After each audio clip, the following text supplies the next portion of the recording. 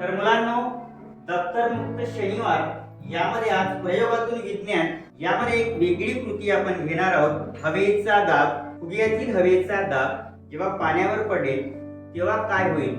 या ठिकाणी तुम्हाला हे 3 बॉटल इथे दिसत आहे. या 3 बॉटल मध्ये खाली एकमेकाला जॉईन केलेलं आहे. इथचं पाणी इथे जाऊ शकते, इथचं पाणी इथे जाऊ शकते, इकडचं इकडे पण येऊ शकते. हा स्ट्रा खाली लावलाय आणि हा स्ट्रा वर लावलाय. आता हा फुगा फुगवतो मी, त्यानंतर या फुग्यातील हवेचा दाब एका बॉटल मधील पाण्यावर पडल्यानंतर काय होते ते आपण करून पाहू. आता बघा, या हवेचा दाब या बॉटल मधील पाण्यावर पडल्यानंतर काय होते त्याचं निरीक्षण करा. हे करत असताना असं फिरवून ठेवायचं. 3ही बॉटल मधून पाणी निघेल का एकाच बॉटल मधून पाणी निघेल? करा विचार.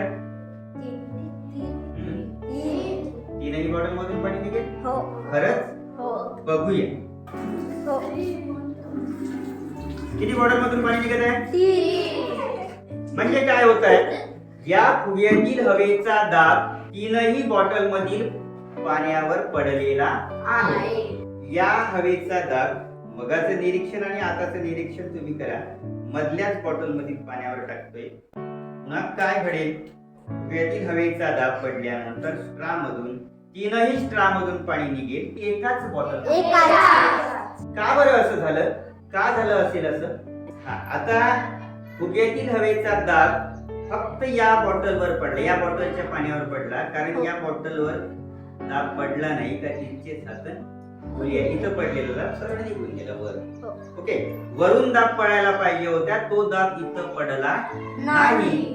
त्यामुळे या 2 बॉटल मधल्या स्ट्रा मधून पाणी निघलं. आता बघूया आपण या बॉटलवर लावू स्ट्रा. आता निरीक्षण करा.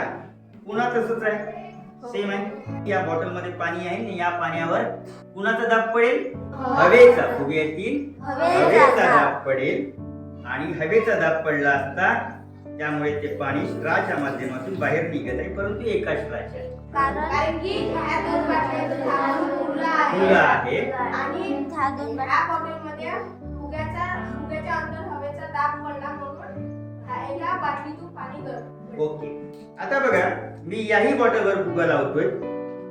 मी याही बॉटलवर फुगा लावतो. लाव बरं. Okay, me at a time दोन्ही फुगे. मग काय होईल, मधल्या बॉटल मधलं पाणी निघेल का? हो. आता मधल्या स्ट्रॉ मधून पाणी निघेल का? हो. निघेल. हो. कारण प्रेशर पडणार आहे त्याच्यावर, पण पाणी असायला पाहिजे. आहेत ना? पडलं?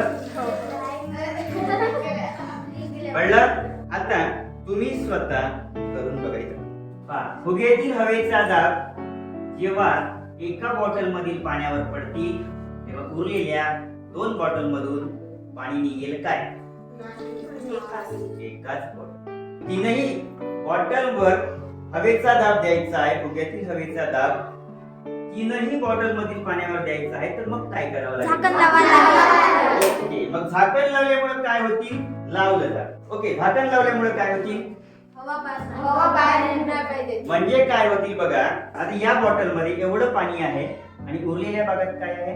हवा. जेव्हा मी फुग्यातील आणखी हवा टाकण्याचा प्रयत्न करतो तेव्हा या फुग्यातील हवा या बॉटल मधील पाण्यावर तर पडेलच, शिवाय या स्ट्रा मधून दुसऱ्या बॉटलवर जातील अतिरिक्त हवा. आणि इथं पण ऑलरेडी हवा आहे. जास्त दाब पाण्यावर पडल्यामुळे या 3ही बॉटल मधील स्ट्रा मधून पाणी बाहेर निघते. बरोबर बाई? वाव, 3ही बॉटल मधून पाणी निघलं, परंतु सर्वात जास्त प्रेशर कोणत्या बॉटलवर होतं? कारण हा स्ट्रा वर असल्यामुळे इथून हवा या पाण्यावर पडत होता, तिथून अतिरिक्त दाब इकडे जातपर्यंत वेळ लागत होता.